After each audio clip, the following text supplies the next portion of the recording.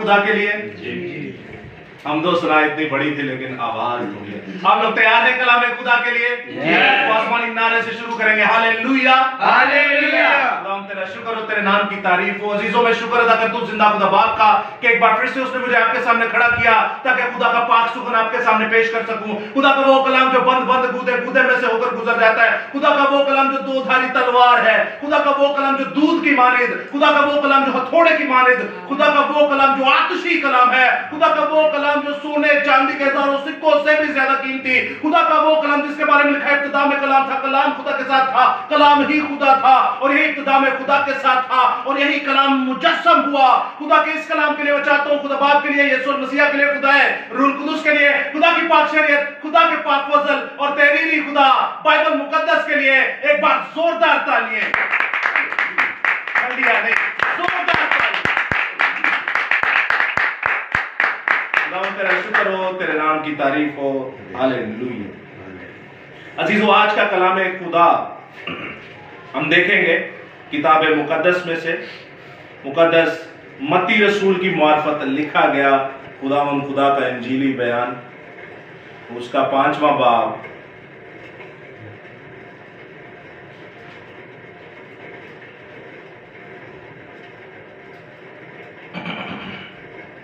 निकाल लिया सबने? सॉरी, मत्ती रसूल की इंजील उसका 6वां बाब और उसकी 5वीं और 6ठी आयत।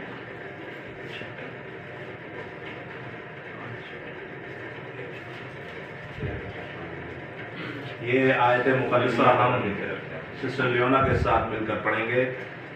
मत्ती रसूल की इंजील उसका 6वां बाब और उसकी 5वीं से 6ठी आयत। कलाम खुदा में यूं मरकूब है, और जब तुम दुआ करो तो रियाकारों की मानिंद ना बनो, क्योंकि वो इबादत खानों में और बाजारों के मोड़ों पर खड़े होकर दुआ करना पसंद करते हैं ताकि लोग उनको देखें। मैं तुमसे सच कहता हूँ कि वो अपना अजर पा चुके। बल्कि जब तू दुआ करे तो अपनी कोठरी में जा और दरवाज़ा बंद करके अपने बाप से जो पोशीदगी में है दुआ कर। इस सूरत में तेरा बाप जो पोशीदगी में देखता है तुझे बदला देगा। कलाम खुदा का पढ़ा, सुना, समझा और कबूल किया जाना हम सबों के लिए बाइस बरकत का सबब हो। खुदा का शुक्र हो। आमीन आमीन। अब अजीजों, आज का कलाम खुदा हम देख रहे हैं जिसका टॉपिक है दुआ। आज का जो मजमून है वो है दुआ। दुआ के बारे में आप सभी जानते हैं, दो किस्म की दुआ होती है। एक शख्सी दुआ जो आपकी पर्सनल प्रे है, और दूसरा कांग्रेगेशनल प्रे, यानी कि आप कलीसिया में जब आप सबके साथ मिलकर दुआ करते हैं। अब जब दुआ के बारे में हम सीखने जा रहे हैं तो मैं कुछ आपसे पूछूंगा, आप मुझसे कुछ पूछिएगा, मैं आपको बताऊंगा, आप मुझे कुछ बताइएगा। हम एक दूसरे से सीखेंगे। यहाँ पे कोई बड़ा छोटा नहीं, हम सभी खुदा के बेटे और बेटियां मौजूद हैं यहाँ पर। अगर हमें कोई चीज समझ ना आए तो खुदा का रूह है जो हमें समझाने की कुदरत रखता है। Hallelujah hallelujah. तो खुदा आपको बड़ी बरकत दे। आज का टॉपिक है दुआ। बड़ा बेसिक, एक बुनियादी काम है क्रिश्चियन फेथ के अंदर, मसीह ईमान के अंदर। ये एक बुनियादी अकाई है दुआ। तो सबसे पहले हम ये जानेंगे कि लफ्ज दुआ का क्या मतलब है। आसान भी है, जिनको नहीं पता उनके लिए मुश्किल भी है। दुआ लफ्ज का क्या मतलब है? इल्तिजा करना, खुदा से बातें करना। जी, दुआ खुदा से मांगना। जी, जो बोलना था वो बोल। दुआ की है कभी आपने? आपको पता होना चाहिए। और क्या होता है? क्या क्या बताया किसी ने? दिल की बातें करना। दुआ, कई लोग इसे और खूबसूरती से बयान करते हैं और इसका मतलब भी यही है कि दुआ जो है वह आसमान की कुंजी है। आसमान खुल जाता है और आप खुदा से रूबरू बातें करते हैं। तो आसान और एक मशहूर जमाना बातों में से हमने ये जाना कि दुआ का मतलब है कि खुदा से बातें करना, इल्तिजाएं करना, मुनाजातें पेश करना, लेकिन ये डिस्कशन में ही आ जाता है। दुआ का मतलब है खुदा से बातें करना। अजीजो, दुआ एक ऐसी चीज है, जब पौलुस और सलास को आप देखते हैं, वो कैद खाना में होते हैं और हाथ भी उनके बंधे होते हैं और पैरों में जंजीरें होती हैं, तो मार मार के उन्होंने धूमकड़ चढ़िया होना है। रोम की बड़ी सख्त हुकूमत थी, वो बेचारे बोल भी नहीं दे सकते होंगे। कई हमारे बहन भाई ऐसे हैं जो दुआ जब करते हैं उन्हें दुआ नहीं आती, तो मैं अक्सर उनसे कहता हूं कि आप बस चुप करके बैठ जाए, पब्लिक में नहीं, अकेले में। हमारी आयत मुकद्दसा क्या थी? कोठरी में जाकर दुआ कर। इसको देखेंगे कोठरी में क्यों जाना है। कई बहन भाई ऐसे हैं उनको दुआ नहीं आती, लेकिन वो ऐसी डिनोमिनेशन से ताल्लुक रखते हैं कि वो किताबें देते हैं छोटी दुआ सिखाने के लिए, सीखने के लिए। याद रखिएगा, कायनात में आप हर एक चीज सीख सकते हैं। इस कायनात के अंदर, चाहे वो रूहानी है या जिस्मानी है, आप इस कायनात में हर चीज सीख सकते हैं। खाली एक दुआ ये जड़ी सीख नहीं सकते। खाली एक दुआ ही है जो आपको कोई सिखा नहीं सकता। आप सुन के उसकी कॉपी कर सकते हैं, वह उसका फायदा कोई नहीं है। आप लिखा हुआ लिख के उसे रटा मार सकते हैं, उसका भी फायदा कोई नहीं है। दुआ एक ऐसी चीज है कि जब खुदा का रूह आपके रूह के साथ मिल जाता है, तब वो आहें भर भर के दुआ करना सिखाता है। आहें भरना किसे कहते हैं? रोना, आंसू, सिसकियां लेना। कभी सिसकियां लेना कभी देखा? कभी सिसकियां लेते हैं बाद में लेते हैं। तो आप देखिए, सिसकियां ले लेकर जो दुआ करते हैं। यीशु मसीह इब्रानियों का खत उसका 5वां बाब उसकी 7वीं आयत में हमारे लिए इल्तिजाएं करते हैं और सिसकियां रो रो कर, थाड़े मार मार कर रोते हैं। ऐसी दुआएं होनी चाहिए। रोता क्यों इंसान दुआ में? कभी रोए दुआ? कभी कोई कभी हुआ एक्सपीरियंस किसी का? आपका हुआ है? क्यों रोए थे आप? यहाँ पे इबादत की कन्वेंशन थी, चाची लोगों ने करवाई थी, टाइगर लोगों ने ना, तो पास्टर मेरे ऊपर हाथ रख के दुआ कर रहा था, यीशु को भी पता है, तो पता नहीं क्या हुआ, मेरे आंसू निकलना शुरू हो गए। आपको पता ही नहीं आपके आंसू? जिससे मेरे आंसू जैसे खाली हो गए। अच्छा, और कोई रोया हो? पे वो क्या क्यूरियोसिटी थी, आपको बता नहीं पा रहा, मगर वो आपको पता होना चाहिए आप रो क्यों रहे। और कोई रोया हो दुआ में? क्यों रोए आप? एक दफा रुकदस के लिए जब मैंने मांगा था खुदा से कि मुझे मिल नहीं रहा था, तो मेरी दूसरी सारी बहनों को मिल गया, दूसरे दोस्तों को मिल गया।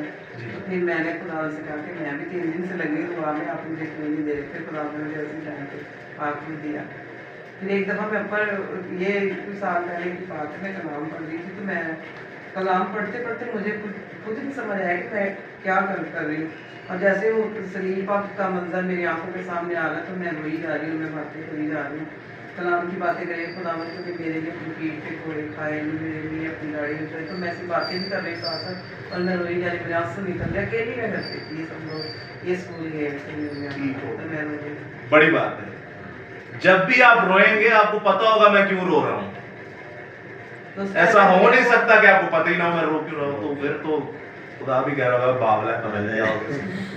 कभी कभार इंसान क्यों रोता है? आपके सामने कोई इमोशनल बात हो जाती है, आपके सामने इमोशनल कोई सिनेरियो बनाया जाता है, रोंगटे खड़े हो जाते हैं, कहते हैं वो रूह ने टच कर देता है।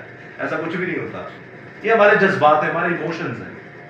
कोई इमोशन आपको पता है, आप जब दुआया कोर्स गा रहे थे या उससे पहले हम ज़बूर गा रहे थे, वो बड़े पावरफुल थे, उसमें हालत खराब हो जाती है बंदे की। ये जज्बात है आपके। खुदा के आगे जब आपने रोना है उसकी वजह होती है, ऐसी आप कोई नहीं रोता। मैं मिसाल देता हूँ, कभी किसी इंसान के सामने रोए, कभी भी ऐसा हुआ, कभी ऐसा कब कोई मर गया है वो रोए, वो मर जाता है क्यों रोते हैं? क्योंकि वो बिछड़ गया है। आप उसे जिंदा कर सकते हैं? कर सकते हैं कि नहीं? नहीं कर सकते। हालांकि यीशु मसीह कहता है जो मेरे साथ चलेगा वो तो मुर्दों को भी जिंदा कर देगा। वो कुछ और बात कर रहे हैं, वो जिंदा मुर्दों की बात हो रही है। जो मिट्टी में मिल जाता है उसकी बात नहीं हो रही, जिंदा मुर्दों की बात। जैसे मिसाल के हम बैठे हुए हैं और हम कलाम नहीं पढ़ते, हम मसीह अपने आप को कहते हैं मुर्दा ही है, उसका मसीह से कोई लेना देना नहीं। जो बाइबल नहीं पढ़ता 24 घंटे में कम से कम एक बार, वो मुर्दा ही है, वो मरा हुआ मसीह की नजर में। उस मुर्दे को जिंदा करना है। मिसाल के तौर पे हमारा अजीज कोई मर जाता है, हम जार जार रोते हैं। क्यों रोते हैं? क्योंकि हम उसे जिंदा नहीं कर सकते। और ये मोहब्बत का अंसर खुदा के अंदर था और खुदा ने हमारे अंदर डाला। ये एट्रीब्यूट जो है, ये खुदा के अंदर थी, ये खसूसियात ये खुदा ने हमारे अंदर डाली। रोते इसलिए कि हम खुदा के आगे बेबस हो जाते हैं, हैंड्स अप हो जाते हैं, कहते हैं खुदा कुछ नहीं कर सकते, अब हम कुछ नहीं कर सकते, अब जो भी करना है तू नहीं करना है। रोता है इंसान तब है, जैसे सिस्टर ने कहा कि मैंने रूह कुदुस के लिए दुआ की, क्योंकि उन्हें पता था कि और तो कोई दे नहीं सकता, खुदा ही है जो देगा। मांग रही हूं, दे ही नहीं रहा। तो एक तरीका होता है, हमें पता है हम क्यों रोए। दूसरा, उन्होंने कहा, कितनी खूबसूरत बात की कि मैंने जब मसीह के दुखों को जाना। आप जब कभी इशा रबानी पाक शराकत ली है कभी आप लोगों ने? सबने ली है। बड़ों का बपतिस्मा भी सभी ने लिया हुआ है, बड़ों की पाक शराकत भी ली है। कभी ऐसा हुआ है पाक शराकत लेने के बाद आप रोए हो? नहीं हुआ। तब रोना बनता है। मैं बहुत कम शाज़ो नाज़िरी पाक शराकत देता हूं, साल में कोई समझ लें आप महीने में कोई एक बार हो गई या 2 महीने बाद एक बार, क्योंकि वो लेने के बाद जो आपके एहसास होते हैं, उसने कहा कि जब तुम इसको लो तो किसी चीज को याद करो, ये है क्या, और जब तुम इसे पियो तो किसी चीज को याद करना, ये है क्या। तो अजीजों, दुआ में जब कोई रोता है तो वो बेबस हो जाता है, हाथ खड़े कर लेता है, उसके बस में कुछ होता नहीं और वो कहता है खुदावंद कौन तू ही तू है, अब मैं कुछ नहीं कर सकता। ऐसे ही है। दूसरी बात है, खुदा का रूह जब हमें मिल जाता है तो वो हमें आहें भरना सिखाता है और वही हमें दुआ करना भी सिखाता है। ऐसे ही है। चले अब लोगों की बात करते हैं, जिस्मानी बात करते हैं। जिस्मानी हमें किसके लिए दुआ करनी चाहिए? हम सब बैठे हुए यहाँ पे, माँ बाप के लिए, जी माँ बाप के लिए, और बहन भाइयों के लिए, अपने लिए, और कोई आस पड़ोस के लिए, अपने माशरे के लिए, अपनी कौम के लिए, अपने रिश्तेदारों के लिए। मैं अपने एक अजीज को जानता हूँ, मेरे अजीज हैं नहीं लेकिन वो कलाम की वजह से मेरे अजीज बन गए। उन्होंने कहा पास्टर साहब दुआ कीजिए, लड़का शराब नहीं छोड़ रहा, उसके लिए दुआ करनी चाहिए थी कि नहीं? करनी चाहिए, बिल्कुल। मैंने कहा ठीक है सिस्टर, मैं दुआ करता हूँ। कितना पी लेता? कह रहा है 1 बोतल पी लेता, छोटी बड़ी जो भी है 1 बोतल पीता है। मैं अभी दुआ करूंगा, ये 2 बोतल पी के आएगा। तो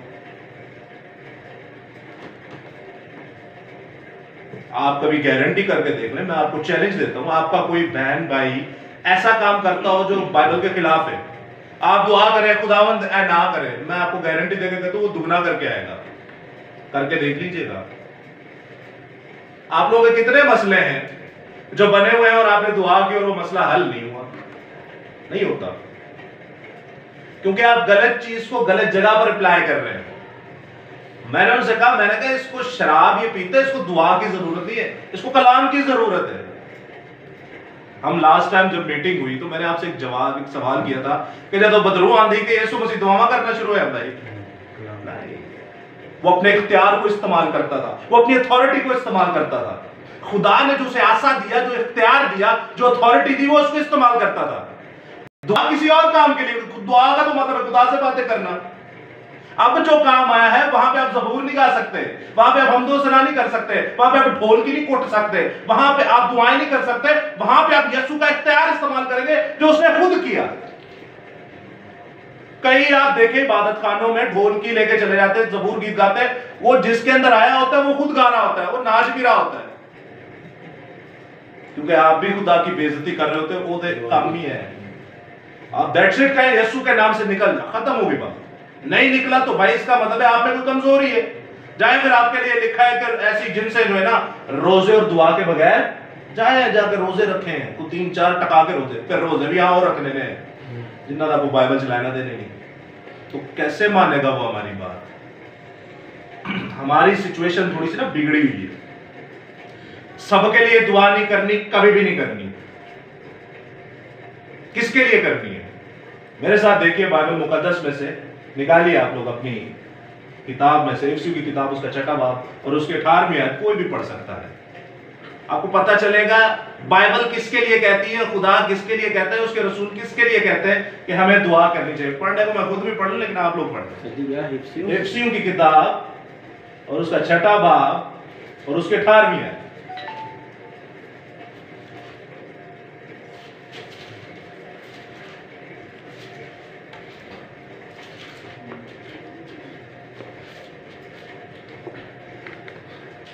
जी सिस्टर लियोना के साथ मिलकर।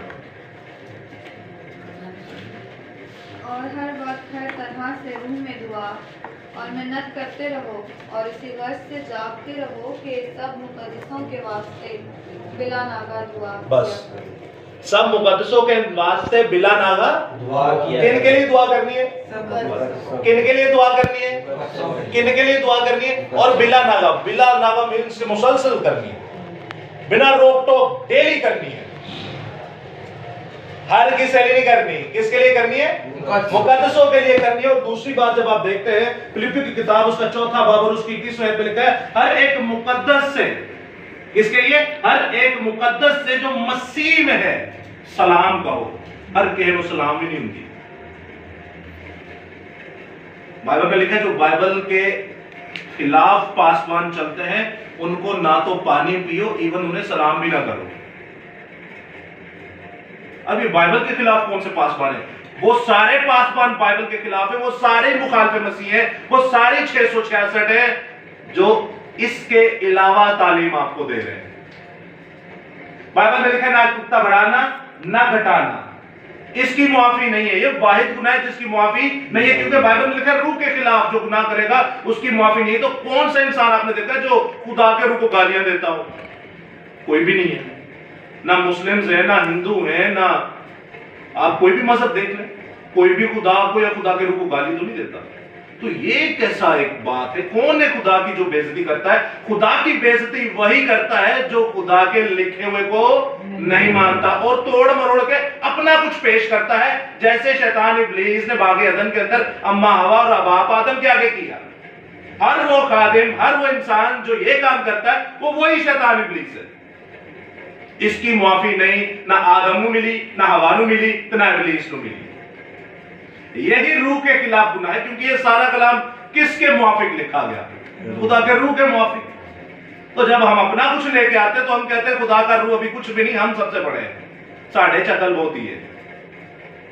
खुदा का रूह आपसे फरमा रहा है कि मुकद्दसों के लिए दुआ करनी है। मुकद्दस कौन है? बड़ा आसान फॉर्मूला है। आज मुकद्दस लबना बड़ा मुश्किल है, मैं आपको बता दूं कौन हो सकता है मुकद्दस। मुकद्दस कदूस यानी अलग किया हुआ, जिसे आप एकलीसिया कहते हैं, कलीसिया का खादिम कहते हैं या कलीसिया कहते हैं, खुदा का घर कहते हैं। जिसे मुकद्दस वो है जो इस कलाम में ना बढ़ाता और ना घटाता।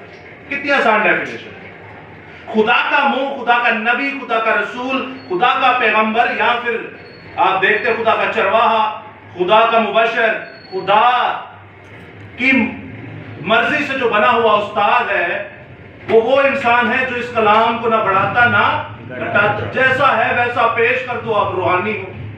कितना आसान है रूहानी बनना, कितना आसान है मुकद्दस बनना, कितना आसान है नबी बनना, कितना आसान है रसूल बनना। बहुत आसान, इतना आसान है जैसा लिखा है वैसा पेश कर दे, खत्म हो गई बात। हो गई खत्म की नहीं बात? खत्म। आप मुकद्दसीन है भाई, आप शाही कायनों का फिरका है। हर एक चीज की तमीज इस बाइबल के अंदर लिखी हुई है। दुआ कैसे करनी है वो भी बता दिया, रोजा कैसे रखना है वो भी हम सीखेंगे। हर एक चीज की तमीज इस कलाम खुदा में लिखी है। अगर मैं कहता हूं ये हटा दो और मेरे पासबान ने या मेरी कलीसिया में तो ऐसा होता है, मेरे चर्च में तो ऐसा हो रहा है, मैं तो ये देख रहा हूं और मैं वही करूंगा, तो फिर याद रखें जो शैतान दा हाल होना है वो साडा भी होना है। जितना मर्जी यीशु यीशु करते जाए, फायदा कोई नहीं है। हम पढ़ रहे हैं दुआ, खुदा से बातें करना। बातें क्या होती है? मैं और सिस्टर और लियोना हम आपस में बातें कर रहे हैं, तीन नहीं बोल रहे हैं। तीनों बोलेंगे तो बातें करेंगे ना भाई। आप दोनों बातें कर रहे हैं, आप दोनों बोलेंगे तो बातें करेंगे। ऐसे ही है, हम खुदा के आगे झुकते हैं, दुआएं करते हैं। क्या दुआ करते हैं हम खुदा से?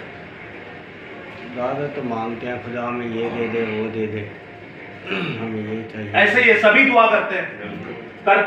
कितनी कितनी लंबी दुआ करते हैं, घंटों घंटों करते हैं, एक घंटे से ज्यादा करते हैं। मैं तो एक घंटे से ज्यादा करता हूँ और मुझे खुशी से ये बताता हूँ, गर्व से।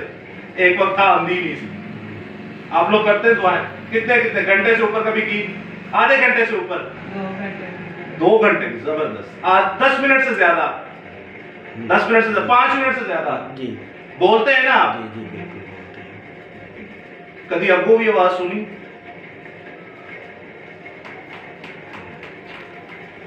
तो खुदा से बातें तो ना हुई फिर ये देखो आप नहीं का टासन आ गए, मैं आ गया। बातों का मतलब यह है कि सामने वाला भी आपसे मुखातिब हो, सामने वाला भी तो आपको कुछ बोले। ये तो आप अपनी सारी कमांड्स और सारी जो भी मर्जियां हैं वो उस पर थोप के आ गए, डाल के अल्लाह कर ले बस मैं चल रहा हूं।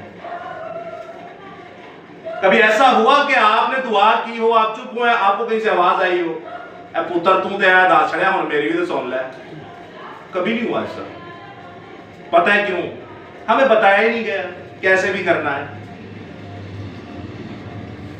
मसीह यीशु आपसे क्या कह रहा है, जो हमारी मरकजी आयत है, बल्कि जब तू दुआ करे तो अपनी कोठड़ी में जाकर दुआ कर, अपने बेसमेंट में। ये दुआ की जगह होनी चाहिए।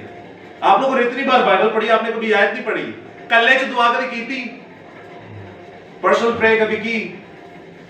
कब की, कहां की? सबके सामने की या अलग से की? अलग से कैसे करेंगे? अलग से आपके लिए बेसमेंट होना चाहिए।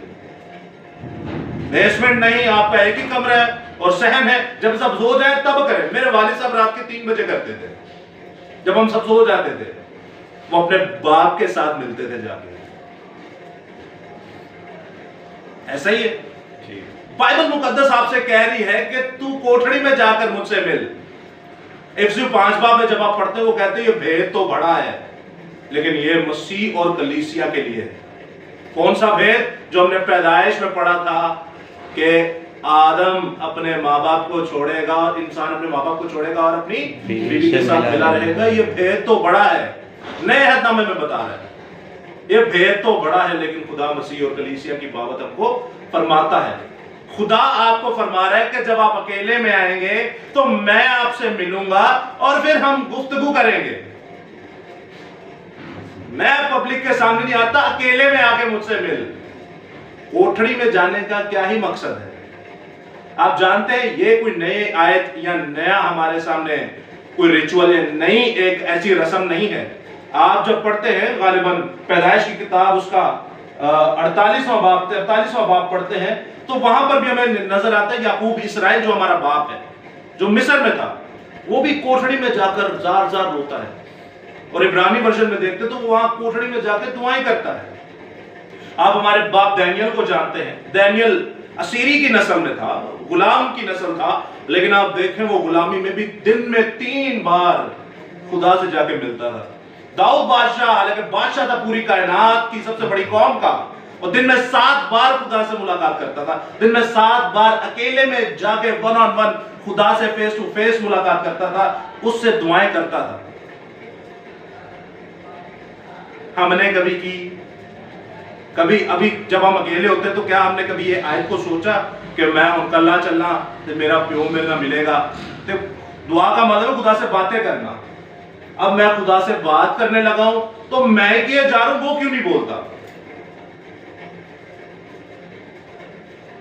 हम लाहौर में थे तो एक पास्टर कह रहे थे मैं दुआ करता हूं और मुझे एक आवाज आई कि ऐसे ऐसे करो। ऐसे होता है? आप दुआ में बैठे हो और आपको आवाज आई हो कि बेटा ऐसे ऐसे कर लो।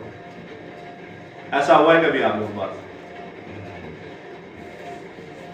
अच्छा, अगर आप आज से बैठे, बाइबल में लिखे ना खुदा से बातें करना, आप जब दुआ में बैठे और खुदा से बात कर रहे हो तो क्या ऐसा होगा कि खुदा आपसे बात करेगा जब आप अकेले में हो? आपको आवाज आएगी एक, जैसे फिल्मों में आती है, खुदा की आवाज है बड़ी भारी जी आती। फिल्मों में देखे कभी? जी जी कार्टूनों में देखा हो, फिल्मों में देखा हो, शैतान की आवाज आती है, वो भी बड़ी भारी जी होती है, अजीब जी आवाज होती है। तो आपसे खुदा बात करेगा? खुदा का कहना है कि कोठड़ी में आओ, मैं तुमसे बात करूंगा। हमारे घर पे वो दीवार पे आज लिखी हुई है कि तू पुकारेगा और मैं कहूंगा कि तू कहां है। ईसाया 56 चैप्टर में। क्या आपको आवाज आएगी? आप तवक्को रखते हैं इस चीज की कि खुदा मुझसे बात करेगा? जी बिल्कुल रखते हैं। लिखा है तो जरूर ऐसा होगा। अब मैं आपको बात बताऊं, वो बात कैसे करेगा? तो ये होता है ना, तो दिमाग आपने कभी किसी इंसान की गवाही सुनी हो कि मैं बैठा था खुदा के पास और खुदा ने मुझसे ये कहा? सर बहुत सुनी है, मैंने अक्सर सुनी है। वो कहते हैं खुदा ने मुझसे ये कहा है, बाइबल पढ़ खोल ले, जेड़ी आगे वो पढ़ ले, आज तेरे लिए हो। तो वो लिखा था यहूदा अस्करियोती और फांसी ले ली। समझ आ रही है आपको? नहीं समझ आता। वो कह रहे हैं कि लिखा है तेरे लिए, जो भी कटेगा वो तेरे लिए ले है। न्याय पढ़ ले गई, उदास करियुती ने जाके फांसी ले ली, तो वो फिर ले ले। अजीजों, ऐसे नहीं होता। खुदा आपसे कभी भी बात नहीं करेगा, चाहे आप जितने भी बड़े मुकद्दस हैं, जितने भी बड़े नबी और रसूल हैं, क्योंकि खुदा आपसे 24 घंटे इस कलाम के जरिए से बात करता है। वो आपको हर एक चीज बताएगा, आपको क्या करना है, इसमें लिखा हुआ है। अब मसला ये, हमने कभी से पढ़ा हो तो फिर ना, इसमें सब कुछ लिखा हुआ है। आपको कायनात का हर एक इल्म मिलेगा इसके अंदर से। लोग चांद पर चले गए, कैसे चले गए? इसको पढ़ के। समंदर के नीचे, आपको पता है आसमान और जमीन से ज्यादा रास्ते समंदर के नीचे, कहां से पता चलेगा? पढ़िए यूब की किताब। सूरज की तालीम ली, कहां से ली? पढ़िए बाइबल मुकद्दस। कायनात में सबसे बड़ा हैवान जानदार कौन सा है? पढ़िए बाइबल मुकद्दस, आपको पता चलेगा। बायोलॉजी, केमिस्ट्री, आप फिजिक्स देखते हैं, मैथमेटिक्स देखते हैं, कहां से निकला? पढ़िए बाइबल मुकद्दस। कायनात का सबसे पहले टेलर, मिस्त्री और एनेस्थेटिक जो डॉक्टर होते हैं, बेहोशी वाले डॉक्टर, आपको कहां से मिलेंगे? सब इसमें से मिलेगा। किसान आपको कहां से मिलेगा? इसमें से मिलेगा। चरवाहा आपको कहां से मिलेगा? इसमें से मिलेगा। सब कुछ आपको बाइबल में से, कायनात की हर एक इल्म, हर एक तालीम आपको बाइबल से मिलेगी। लेकिन अफसोस की बात है, हम इसे नहीं पढ़ते, और यह आज साबित होगा कि हम इसे नहीं पढ़ते। हम इसे पढ़ते भी हैं तो सरसरी तौर पर पढ़ते हैं, सतही तौर पर पढ़ते हैं। हमने कभी जाना नहीं। लास्ट टाइम हमने पूछा, अच्छा जो क्लास में थे वो नहीं बोलेंगे, हम बड़ा मशहूर है जमाना, एक जबूर है, जबूर 23, खुदावन मेरा चौपान है, मुझे कमी ना होगी। चौपान लफ्ज का क्या मतलब है? चरवाहा। सिस्टर के लिए एक बार जोरदार ताली। देखिए, हमारे लोग ये रट लेते हैं, खुदावन मेरा चौपान है, मुझे कमी ना होगी। वो कह रहे हैं कि मैं तुम्हारा चरवाहा हूं, तुम मेरी भेड़ हो।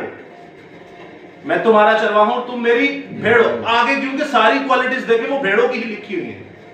वो मुझे हरी हरी चरागाहों में, अब बंदे का हरी चरागाहों में क्या काम है? मुझे राहत के चश्मों के पास ले जाता है, वो मेरी जान को बहाल करता है। उसने मेरे सर पर तेल मला है। भेड़ों का और सर पे तेल मलने का बहुत ही गहरा ताल्लुक है। तेल ना मला जाए तो वो मर जाएंगी।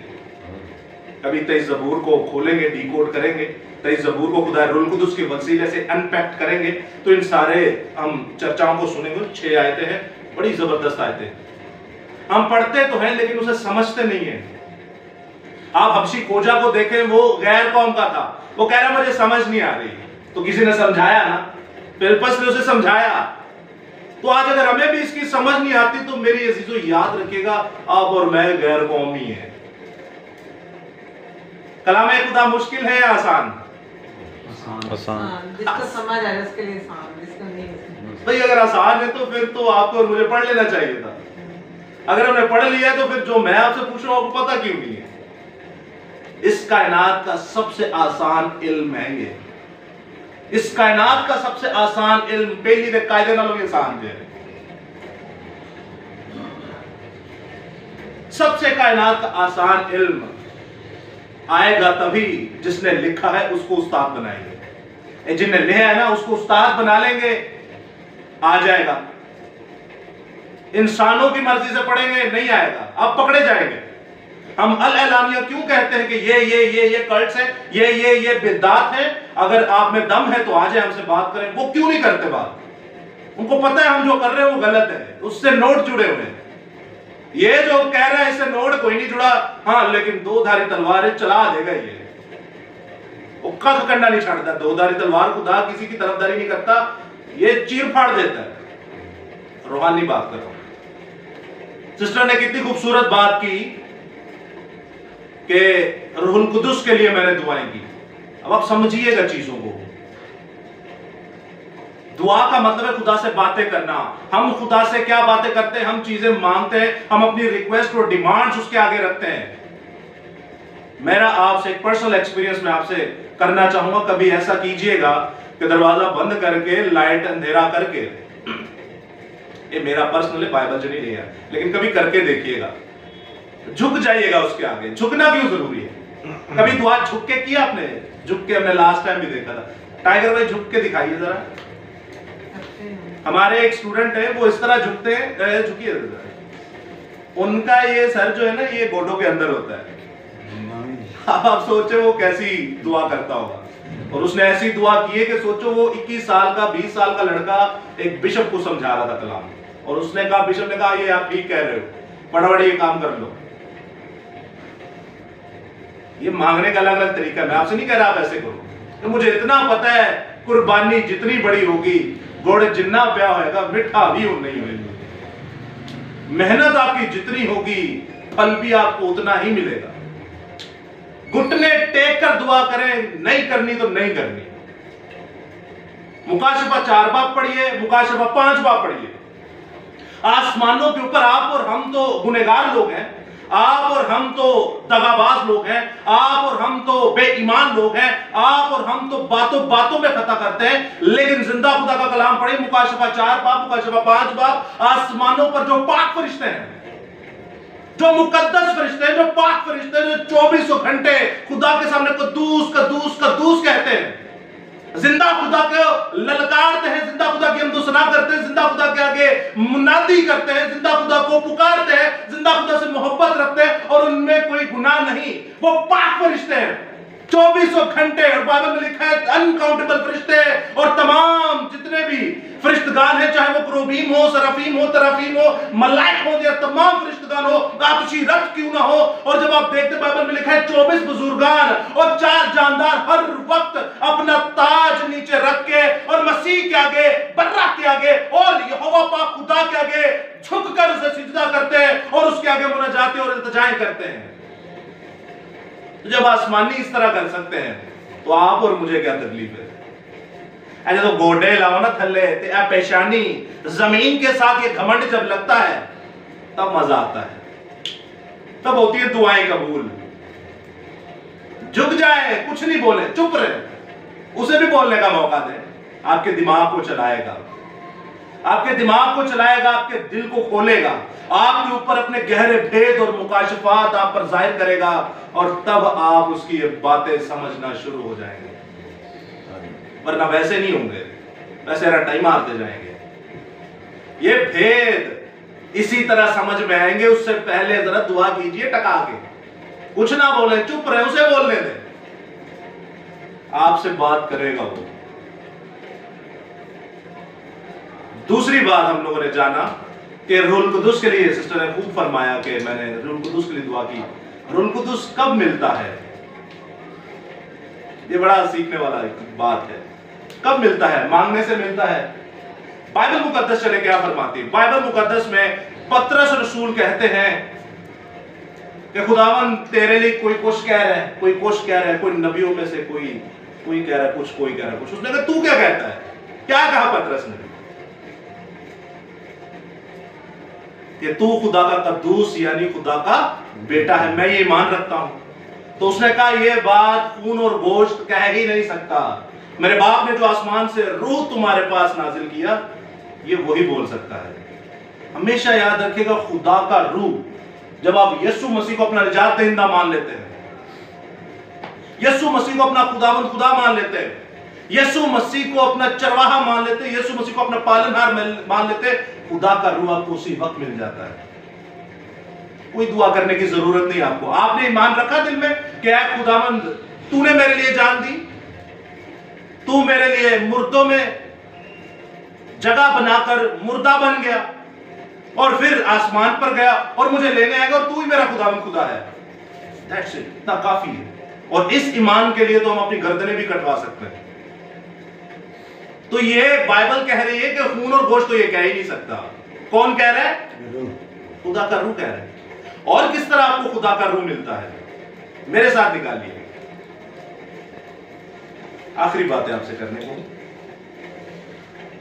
यूहन्ना की इंजील उसका 14 बाब, अब ये जो निकाल ले वो पढ़ सकते हैं, और उसकी 15 से 16 आए और 17 आए पढ़ो, सुनिएगा सब।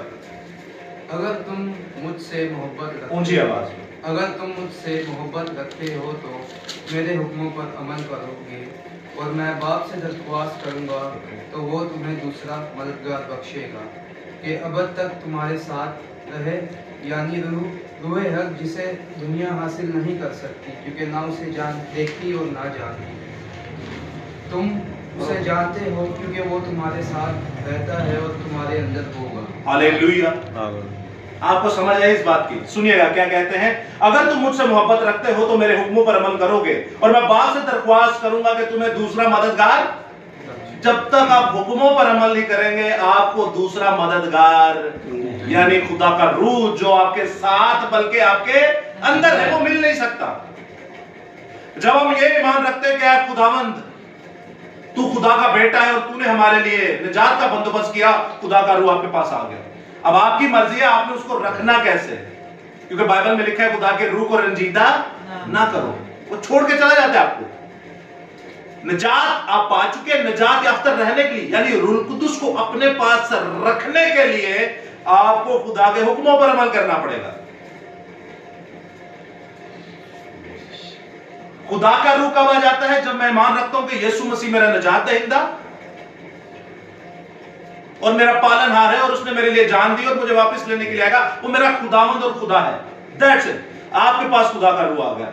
अब आपने उसको अपने साथ रखना कैसे, यानी रूह कुदुस आपके अंदर कैसे रहे, कैसे आप निजात याफ्ता रह सकते हैं, कैसे खुदा के रूह को आप अपने साथ लेके चल सकते हैं। तो बाइबल साफ साफ आपसे फरमा रही है कि जो मुझसे मोहब्बत रखते हैं वो मेरे हुक्मों को मानेंगे, और मैं बाप से दरख्वास्त करूंगा कि दूसरा मददगार इन्हें बख्श जिसे दुनिया नहीं जानती, तुम जानते हो, बल्कि वो तुम्हारे साथ, बल्कि तुम्हारे ऐसे ही है।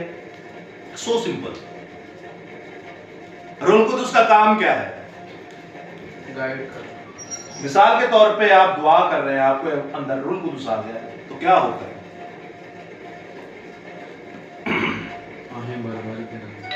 दूसरा आइटम बताया ना जो चर्चिस में आप देखते हैं। दूसरा आइटम सर डांस करना करते हैं ना लोग, दुआ करते करते गिर जाते हैं। हम लोग एक जगह गए तो हमें कहते हैं आपको रूह कुदुस मिला है। हमने कहा क्यों भाई? उन्होंने कहा मिला है कि नहीं? हाँ कहा छड़े नहीं। उन्होंने कहा फिर परा हो क्यों? नहीं कह रहे परा हो क्यों? मुझे तेरा डांस करना है। जिन्हें जो हमें खुदा रूह मिल गया आके इजहार कैसे करना है? नाच के करना है। अच्छा मैं तो चला गया, तो बाद में हमारे शागिर्द जो है बाद में वो उनके गले पड़े हुए थे, तो मैंने कहा भाई ऐसे नहीं होता, छोड़ के आ जाओ, क्या गले पड़ने का फायदा? आप उनको मसीह कह रहे हो, मसीह है ही नहीं, कर रहे हैं जो करने दो उनको, अपनी मस्ती करने दो, बाद में अकेले में पकड़ना। ऐसे वो अब मस्त हुए हैं, जिसको वो मानते हैं ना वो उनके ऊपर अब चढ़ा हुआ है, वो बस वो किसी की नहीं सुनेंगे। तो आप देखें बाइबल मुकद्दस में यहाँ फिर एक और बड़ा एक्ट होता है। हम खुदा के रूह की निशानी कहते हैं कि जब हम अजीब अजीब जुबानें बोलना शुरू कर देते हैं। आपने कलीसियाओं में सुनी है, वो अजीब अजीब जुबानों में बातें करना शुरू कर देते हैं, और उसे कहते क्या है कि ये क्या है? गैर जुबान। गैर जुबान और जो कलीसियाओं में बातें होती हैं, चर्चिस के अंदर होती हैं, उनमें जमीन और आसमान का फर्क है। जैसे रोजे बाइबल के नहीं हैं, वो रोजे इंसानी बनाए हुए हैं, वैसे ही गैर जुबान वो बाइबल की नहीं है, वो अपनी ही बनाई हुई है। अब हम करते क्या हैं? हम ये करते हैं कि हम कलीसियाओं में देखते हैं, कभी ऐसा एक्सपीरियंस हुआ आपका कि हम इसे रूह कुदुस का एक निशानी मानते हैं कि जब तक ये नहीं मिलेगा मैं आपको एक अपनी मैं आपको, मेरे बड़े करीबी रिश्तेदार है, मैं उनका नाम नहीं ले रहा, वो रोमन कैथोलिक से थे, शादी हो गई प्रोटेस्टेंट पेंटिकोस्टल से। सुनिएगा प्रोटेस्टेंट पेंटिकोस्टल कितने बड़े शयातीन के लोग हैं, वो दूजे तो हैं ही हैं। उनकी शादी हुई उनसे, उनके ससुराल वाले कह रहे हैं बेटा इबादत हो रही है, आप ये बोल क्यों नहीं रही है जुबान जो हम पूरा खानदान बोल रहे हैं। उन्होंने कहा मैं क्यों बोल रहा हूं, अब मुझे समझ नहीं आ रही। पादरी साहब वही टच डेगन की कोशिश की थी, अंज कीता उंज कीता, कोई वो नहीं। वो कह रही है मैं क्या करूं। आज वो बच्ची 3 साल हो गए घर पे बैठी हुई अपने, एक जिन्ना तक इन खुदा दा रूह नहीं मिलेगा, अब बोलेगी नहीं, आ नहीं सकती। इंसान इतना जालिम और ढीठ इंसान है, ये इंसान इतना जालिम और ढीठ है। छठे बाप जी खुदा ने कहा छड़े मेरा दिल इनको बनाने में मलूल ही हुआ है, रंजीदा हुए में पछताए इन्हों बना जब नूह का तूफान आया। ये इतने ढीठ है, ये जो दूसरों को करता देखते वो करते हैं, जो इसमें लिखा है वो नहीं करेंगे। पता है क्यों? मैं आपको इसी एक इलाके की बात बताता हूं। जो ये जुबानें बोल रहे हैं ना, बोले जा रहे, गैर जुबान नहीं है वो जो बोले जा रहे हैं उसी पुरपट पे खड़े होकर वो गंदी माँ बहन की गालियां दे रहे एक दूसरे को नोट के चक्कर में। ऐसा हुआ आपने देखा कभी? आपने नहीं देखा, आप देखेंगे। ये आपके पहाड़गंज की बात कर रहा हूं, ये किसी से ढकी छुपी बात थोड़ी है। वही जो कह रहे हैं कि मेरे अंदर खुदा का रूह आ गया और निशान नहीं है, अरे उसी पुरपट पे खड़े होकर गंदी माँ बहन की गालियां दे रहे इबादत के दौरान। आप इनको देखें, ये खासकर लेडीज जो है वो कहते हैं हमारे अंदर आ गया।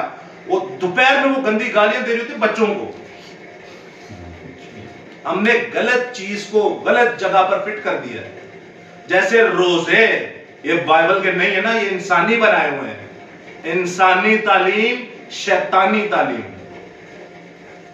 वैसे ही ये जो खुदा का इतना बड़ा नेमत, इतनी बड़ी गिफ्ट है खुदा का, इतनी बड़ी गिफ्ट है खुदा का, गैर जुबान, उसे हम बर्बाद कर रहे हैं, नीलाम कर रहे हैं, उसे हम खुदा को जलील कर रहे हैं। ये रूह कुदुस की निशानी नहीं है मेरे अजीजों, डेफिनेटली ये रूह कुदुस की एक नेमत है। क्या है? एक 9 नेमतों में से एक नेमत है। और हम जो बोल रहे होते हैं, मैं आपको टंके की चोट पे कहता हूं, ये 200 साल पुरानी रस्म है। मसीहत 6000 साल पुराना मजहब है और उससे पहले आसमान पर था। ये जो हम रस्म कर रहे होते हैं ना एक दूसरे को दिखाने के लिए, मैं बड़ा मुकद्दस हूं, मैं बड़ा पाक हूं, ये सिर्फ और सिर्फ 200 साल पुराना काम है।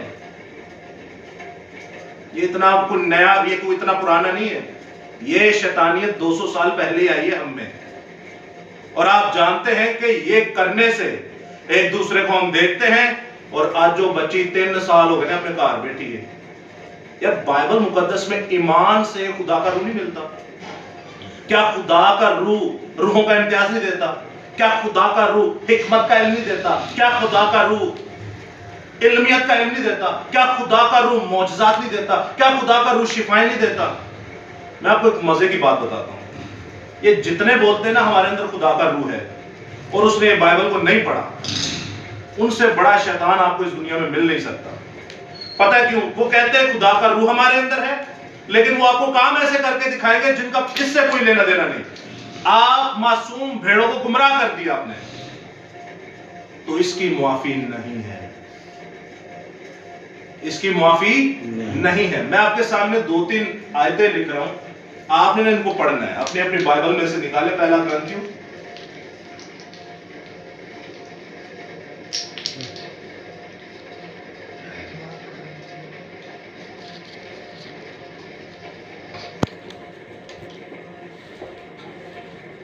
चौदहवां बाब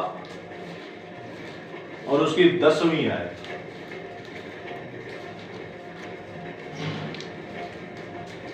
घर में से कोई भी निकाल कर पढ़ सकता है।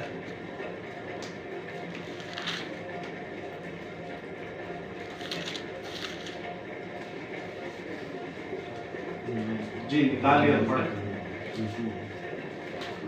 10वां बाब 14वीं आयत। जी पहला ग्रंथियों 14वां बाब और उसकी 10वीं आयत।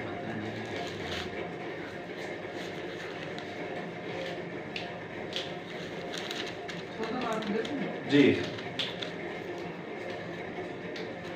दुनिया में तो कितनी ही मुख्तलिफ जुबानें हों, उनमें से कोई भी बेमानी नहीं। दुनिया में को कितनी ही जुबानें क्यों ना हो, उनमें से कोई भी बेमाने ना होगी। मैं आपको पास्टर हारिस हुसैन साहब को जानते हैं, आए थे कलवरी चर्च में कुछ अर्सा पहले। पास्टर हारिस हुसैन साहब यूएई से, शारजा से। हाँ सही।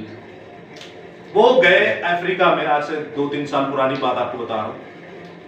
वो कह रहे हैं पासा साहब मैं गया वहां पर, तो आप उनका कलाम भी ऑनलाइन यूट्यूब पे है, आप देख सकते हैं। वो कह रहे हैं मैं कलाम कर रहा हूँ, अब वो उर्दू जानते हैं, इंग्लिश भी जानते हैं। अफ्रीकन जुबान के लिए एक अफ्रीकी प्रोपराइटर था, जो ट्रांसलेटर जिसे आप कहते हैं, यानी कि वो उसकी इंग्लिश सुनेगा और आगे अफ्रीकी जुबान में पेश करेगा। ऐसे ही जैसे यहाँ पर गोरे आते हैं तो साडा कोई देसी जड़ा और इंग्लिश सुन के सानू उर्दू पेश करता है, यही है। अब वो अफ्रीका में गए तो इंग्लिश बोल रहे, तो एक अफ्रीकन पास्टर थे, वो उनको अफ्रीका ट्रांसलेट कर रहे थे, 2 दिन का सेमिनार। उन्होंने उर्दू इंग्लिश में कलाम किया, इंग्लिश में कलाम करके इन्होंने सुना, आगे अफ्रीकन जुबान में पेश किया, बहुत बाबरकत काम हुआ। दूसरे दिन का जब सेमिनार था तो वो बोलना शुरू हुए, तो अफ्रीकन लोग खड़े हुए, उन्होंने कहा एक बंदा बैठ जाए। समझिएगा इस बात को, क्या कह रहे हैं, एक बंदा बैठ जाए। क्यों? क्योंकि आप दोनों एक ही बात कर रहे हो। समझ आई आपको जी। वो कह रहा है इंग्लिश बोलने वाला भी हमें समझ में आ रहा है, और तू तो वैसी हमारी जुबान वाला है। वो जो गैर जुबान बोल रहा है, इंग्लिश गैर का मतलब क्या है, अजनबी का मतलब क्या है, एलियन का मतलब क्या है, जिसे आप वाकिफ नहीं है। ये तो होने कोई और बंदा है जिन्होंने तुम नहीं जानते, जुतियां मार के कटोगे बाहर के नहीं, आप उसे जानते नहीं, वो आपके लिए एलियन है। मैं आपके सामने पश्तो में कलाम करूं, आपको समझ आएगी? आपको पता ही नहीं है मैं क्या है, तो वो आपके लिए गैर है। मैं आपके सामने इंग्लिश में कलाम करूं, आपको समझ नहीं आएगी। क्यों? क्योंकि वो आपके लिए गैर है। मैं आपके लिए सिंधी में आपके सामने जुबान को, सिंधी में बाइबल है, सिंधी में जब मैं आपके सामने कलाम करूं तो आपको समझ नहीं आएगी, वो आपके लिए गैर है। आयत मुकद्दसा क्या पढ़ी? आज 6000 से ज्यादा जुबानें हैं, और ये सब खुदा की दी हुई है। कितने हजार से ज्यादा? 6000 से ज्यादा जुबानें सब खुदा की दी हुई है, और वो कह रहे हैं इनमें से एक भी जुबान बेफायदा नहीं है। मैं आपको एक और मिसाल देता हूं। यहां पर मुकद्दस तोमा है, तोमस वही जो हाथ डाल के शक करते हैं और हाथ डाल के देखते हैं कि ये क्या है, मैं जब तक हाथ ना डालूंगा जख्मों में मैं ईमान ना लाऊंगा। वो तोमा शक करने वाला ऐसा खुदा के साथ चला, बड़े सगीर एशिया के अंदर उन्होंने आके मुनादी की, और उन्होंने जब मुनादी की तो आज आप और मैं क्रिश्चियन है। अब आप देखें वो अकेला यहां पर आया, और एशिया में उस वक्त भी कायनात की सबसे ज्यादा जुबानें बोली जाती थी। उस वक्त भी, आज से 2000 साल पहले भी एशिया में, जब बांग्लादेश भी था हमारे अंदर, नेपाल भी था हमारे अंदर, पाकिस्तान भी था, इंडिया भी था, हम सब एक ही थे। इसे बड़े सगीर एशिया कहा जाता है।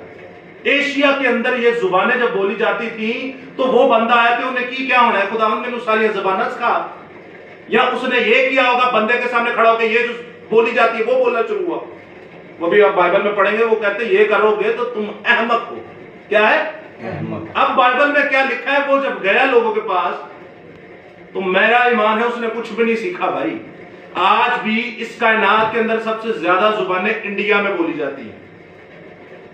किसमें? इंडिया में बोली जाती हैं। और उस वक्त भी उस वक्त तो सोचे बड़े सगीर था, सब एक था, उस वक्त कितनी जुबानें होंगी कि वो बंदा एक जुबान से क्या है कि मैं जाके ना कलाम। आज आप सर रॉबर्ट के पास जाते हैं इंग्लिश सीखने, 1-2 दिन का काम तो नहीं है ना, ये सालों का काम है, महीनों का काम है। कितनी जुबानों का बेचारे ने सीखा होगा? किसी का भी नहीं सीखा। अपनी ही जुबान में बोलता था, आपका और मेरा यीशु हवा में ट्रांसलेट करके हर एक को समझाने की कुदरत रखता है। क्या खुदा कर वो ऐसा नहीं कर सकता? आप बाइबल का देख लेना, असूल अमाल 2 बाब में पतरस वाज कर रहा है, कितनी पब्लिक थी सामने? अनकाउंटेबल पब्लिक थी। पब्लिक का नहीं लिखा वो कितनी थी, अनकाउंटेबल पब्लिक थी। कितने मुल्कों की थी? 16 मुल्कों की। कितने मुल्कों की? जिनमें पारती थे, मिस्री थे, अरबी थे, मेसोपोटामियन थे, अलग अलग जुबान के 16 मुल्कों की जुबान। पतरस ने दलेरी से, डायनामिक प्रीचर, आवाज बुलंद करके जब वाज किया तो 3000 लोगों ने बपतिस्मा लिया। कितने हजार लोगों ने? 3000 लोगों को समझ आ रही थी कि ये क्या बोल रहे हैं। 16 अलग अलग मुल्कों के लोग, और जब वो बोल रहा है तो 3000 लोगों को समझ आ रही थी।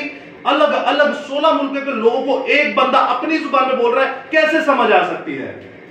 ये खुदा का रूह है जो समझा सकता है। हालेलुया। उन्होंने क्या जाके ये जुबान बोली थी जो आज हम कलीसियाओं में सुनते हैं। मैंने तो ऐसे ऐसे खादमीन देखे, वो कहते हैं मेरी वीडियो बना, और बोलते बोलते देख भी रहे होते मेरी बात भी रही है कि नहीं। ये कौन से खुदा का रूह है? आपको पता है ये किसके खिलाफ आप गुनाह कर रहे हैं, किसको बदनाम कर रहे हैं, किसके मुखालिफ हुए हो आप, किसको छेड़ रहे हैं?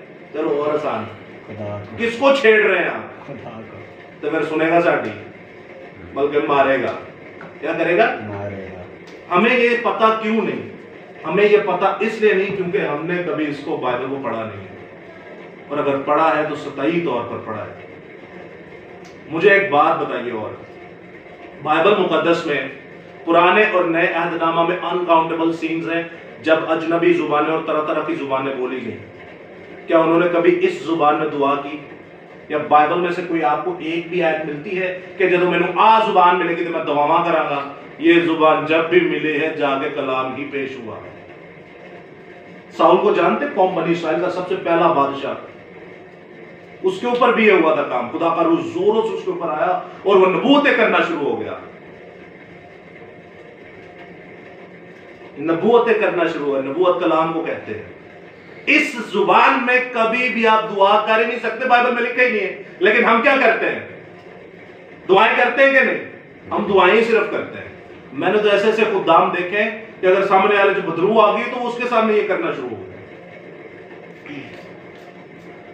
मेरे एक बड़े अच्छे दोस्त थे, मैं उनका नाम नहीं लूंगा, अभी भी हैं।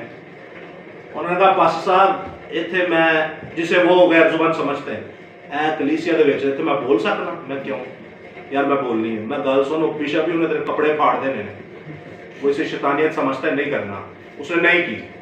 इत्तेहाद टाउन गए, उन्होंने कहा पास्टर साहब इतने कर सकते हैं, मैं इतने तो कर सकना है। वहां पे उसने की। अब मुझे बताइए कौन सा खुदा कर हुए जो इस तरह कहता है? ये केड़ा खुदा है जो बिशप वेख के डर गया है? ये कौन सा खुदा है? आप अपनी मर्जी से शुरू हो जाते हैं, अपनी मर्जी से खत्म कर देते हैं।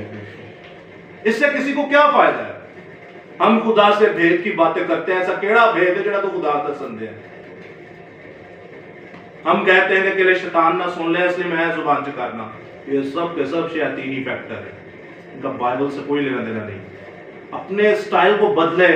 क्यों लोगों को देख के उनकी नकल करते हैं? बाइबल को पढ़ें, इसकी नकल करें। बाइबल को पढ़ें, इसके साथ चलें। बाइबल को पढ़ें, इसकी माने। खुदा के साथ चले। खुदा आपके घर आटा डलवाता है, खुदा आपको सारे रिश्ते देता है, खुदा आपके घरों को मामूर करता है, खुदा आपके बिजनेस में इतनी बरकतें डालता है, खुदा आपको हर एक चीज देता है। तो खुदा के साथ चले, खुदा की माने। ये खुदा आपके लिए अपने बेटे का लहू बहाया हुआ है। आप क्यों लोगों की मानते हैं? लोग आपको जलील ही करेंगे। खुदा की मानिए। जिंदा खुदा आपको इसी जमीन पर आसमान की सैर कराने की कुदरत रखता है। अगर आप टूटे फूटे घरों में रहते हैं तो कोई मसला नहीं, ये घर एक दिन खत्म हो जाएगा। आपका मेरा यीशु कहता है मैं बाप के पास जाता हूं ताकि तुम्हारे लिए जगह तैयार करूं। और मेरे बाप के घर में बहुत सारे कासल्स हैं, बहुत सारे मैंशंस हैं, बहुत सारे महल हैं। मैं चाहता हूं जहां पे मैं रहता हूं वहां पे तुम रहो। आज आप टूटे फूटे घरों के अंदर रहते हैं, आज आप किराए के घरों में रहते हैं, आज आपका घर कोई नहीं, कोई बात नहीं। आपका मेरा यीशु आपको और हमको सोने की सड़कों पे चलाएगा अगर आप उसकी सुनेंगे। Hallelujah, hallelujah. जिंदा खुदा के एक बार जोरदार तालियां कटिया है।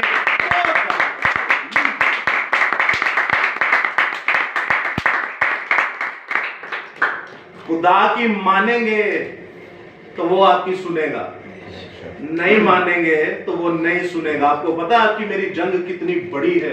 मसीहत का मतलब क्या है? बाइबल पढ़ ली, मसीह को कबूल कर लिया, बस। तीमुथियुस के खत में तो लिखा है आप जंगजू हैं, आप तो फौजी हैं। फौजी क्या करता है? मारता और मराता है कि नहीं? आपको मारने का भी तरीका खुदा बताएगा, आपको बचने का भी तरीका बताएगा। किससे? शयातीन से। आपकी मेरी जंग उससे जिसे हम देख भी नहीं सकते।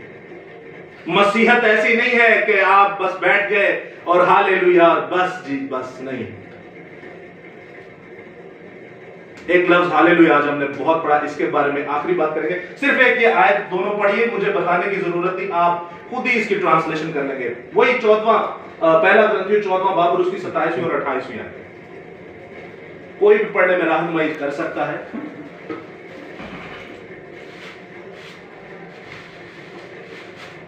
निकाल लिया जी, पढ़िए। अगर बेगाना ज़बान में बातें करना हो तो दो दो या ज्यादा से ज्यादा तीन तीन शब्द बारी बारी से बोले और एक शब्द तर्जुमा करें। दो दो या तीन तीन, ये दो ज्यादा नहीं। दो या तीन, ये दो ज्यादा नहीं। और क्या करें? बारी बारी बोले। किंज करे? बारी बारी। मेरा एक नया नया स्टूडेंट था, वो मेरा क्लास फेलो था और हम लोग बहुत ही आउट थे, वो अभी भी आउट था। जब वो पहली बार गया तो वो बेसमेंट था, जैसे आपके कमरे में आवाज गूंज रही है ना, तब वो बहुत सारे लोग थे, बहुत बड़ा बेसमेंट था।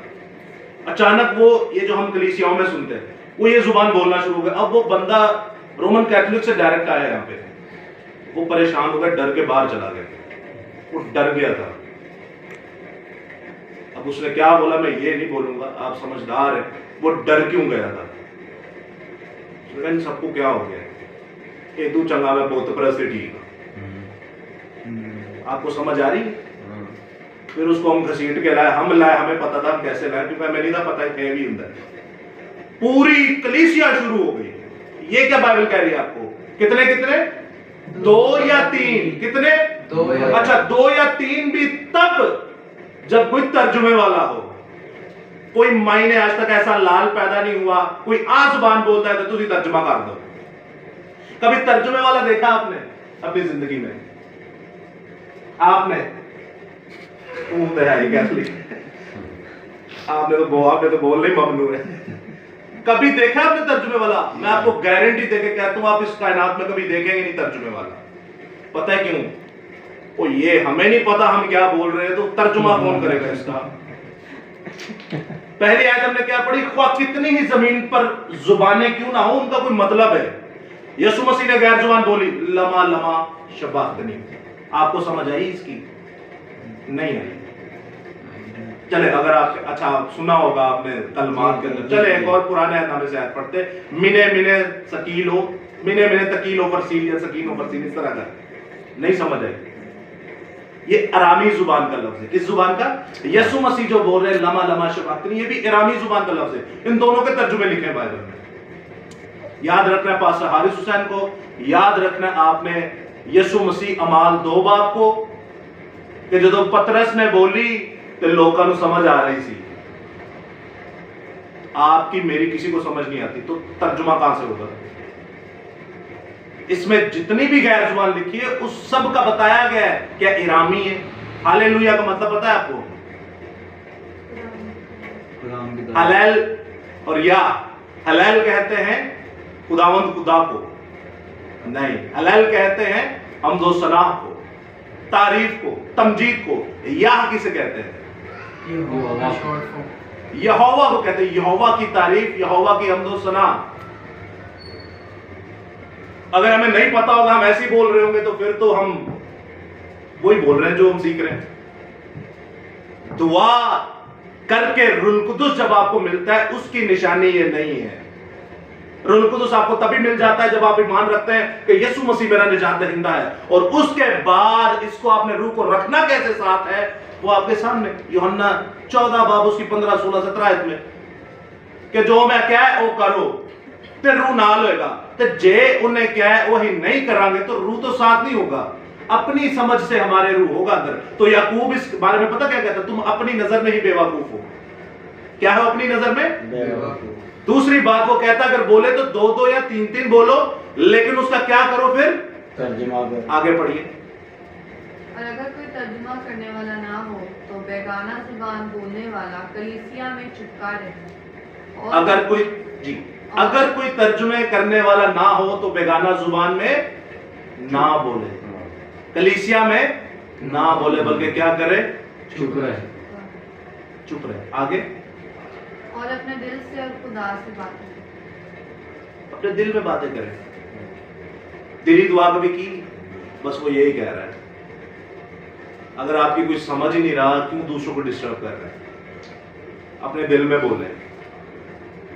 लेकिन हमारे यहाँ ट्रेंड पता क्या है? हम ये जानबूझकर बोलते हैं ताकि सामने वाला हमें क्या जाने? रूहानी जाने, हमें मुकद्दस जाने। लेकिन हम मुकद्दस होते नहीं है, ना ही हम रूहानी होते। रूहानी होने का, मुकद्दस होने का बड़ा आसान तरीका है, जो लिखा है वो कर ले। जो लिखा है वो कर ले। हम लोगों ने बाइबल बहुत बार पढ़ी है। हालेलुया लफ्ज कभी बाइबल में पढ़ा है आपने? कहाँ पढ़ा है जी? पूरी बाइबल मुकद्दस जब आप पढ़ते हैं, पैदाइश से लेकर मुकाशफा तक, आपको कहीं पे ये लफ्ज नहीं मिलेगा हालेलुया। कहाँ पे मिलेगा? मुकाशफा की किताब में, कहाँ पे, कौन से बाब में? जी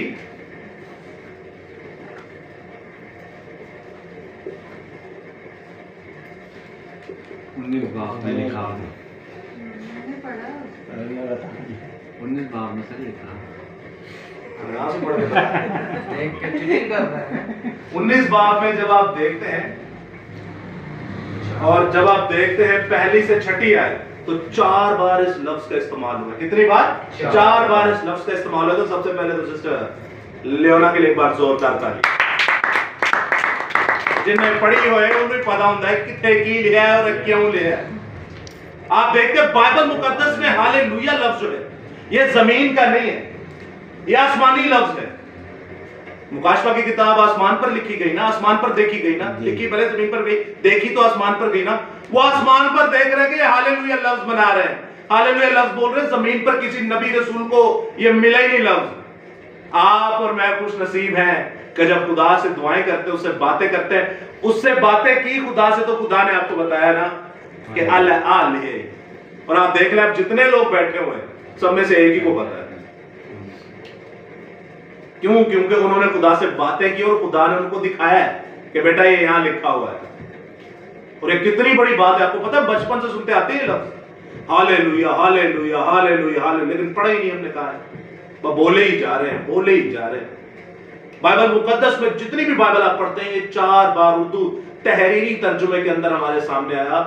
4 बार आप आसमान का नारा जमीन पर लगा रहे हैं। जब खुदा से बातें करते हैं, खुदा आप पर अपना कलाम नाजिल करता है, तो आप पर यह बड़ा भेद खोलता है कि तुम इतने बड़े मुकद्दस हो, तुम इतने बड़े खुदा के सूरमा हो, तुम इतने बड़े खुदा के लोग हो, तुम इतनी बड़ी खुदा की कलीसिया हो, तुम मुझ शोहर के इतने बड़ी खुदा की बीवी है, आप खुदा की ऐसी कलीसिया है जो आसमानी नारा जमीन पर लगाते। आप जमीन पर खुदा के तख्त को लगाते हैं, आप जमीन पर उस जगह पर खुदा की बादशाही को लगा देते हैं जो आसमान पर यह नारा लग रहा है। सिर्फ किस वसीले से? जब आप रूह में दुआ करते हैं। दुआ कीजिए, खुदा के आगे झुकिए, खुदा से बातें कीजिए। बातें करने के लिए यह है, लेकिन बातें करने से पहले आपको अपने आप को तैयार करना पड़ेगा। तैयार कीजिए, अपने आप को खाकसार कीजिए, झुकिए खुदा के आगे। जब आसमानी फरिश्ते उसके आगे घुटनों के आगे झुक जाते, घुटने करके उसके आगे झुक जाते, तो आपको मुझे भी झुकने की जरूरत है। दुआ जो रूह में की जाती है वो आपकी मेरी बनाई हुई गैर जुबान नहीं, गैर जुबान खुदा का एक अजीम तोहफा है जिससे खुदा का कलाम बढ़ाया जाता है। हम जो बोलते हैं उससे किसी की भी कोई तरक्की नहीं होती। खुदा का कलाम जब आप पढ़ेंगे, खुदा के साथ बातें करने के बाद, दुआ करने के बाद, तो खुदा आप पे अपने गहरे भेद और मुकाशफात और अपने दिल की तह की बातें खोलेगा। हालेलुया। तो जिंदा खुदा बाप के लिए एक बार जोरदार ताली।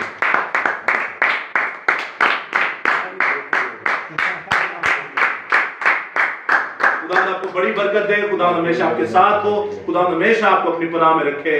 हालेलुया। दोस्तों, आखिर में दुआ हम